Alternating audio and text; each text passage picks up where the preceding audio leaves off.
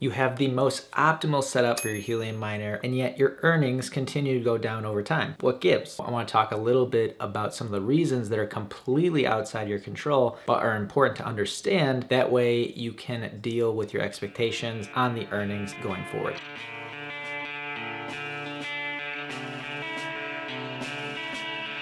The real question people should be asking is whether or not your miner is doing better than the average Helium miner. That is the baseline of whether or not your setup or location is optimal. So if we look at something like the tokenomics of Helium, it first started off with minting 60 million HNT per year. If we look at it from a monthly standpoint, that's 5 million tokens being produced. Every 2 years, there's a halving cycle in which the total supply being introduced falls. As of this video, we're in the beginning of year 3 and therefore went through our first halving cycle in August of 2021, going from 60 million to 30 million, or around 2.5 million tokens per month. Your first thought may be that all 2.5 million Helium is being distributed amongst the hotspots that are currently online, which is around 400,000. A reasonable assumption, but that's actually incorrect. Around 41% of the HNT that is minted is going to validators as well as the security tokens, which are held by the investors within the project. If you're following the math, that means really there's only 1.5 million HNT that's being distributed to hotspot miners. And this is based on the actual protocol. At the beginning, most of the rewards are going to investors as well as people providing proof of coverage, aka the miners. Over time, the majority of rewards are supposed to be going to the miners that are providing the data transfer part. Now we get to the fun stuff of calculating what a normal Helium miner should be earning based on all these numbers that we're talking about. You take the HNT minted monthly, which would be around that 1.5 million number, average days in a month, divide the total minted HNT by that amount, and then divide by the total hotspots that are currently online, so 400,000. When you do all that, drum roll,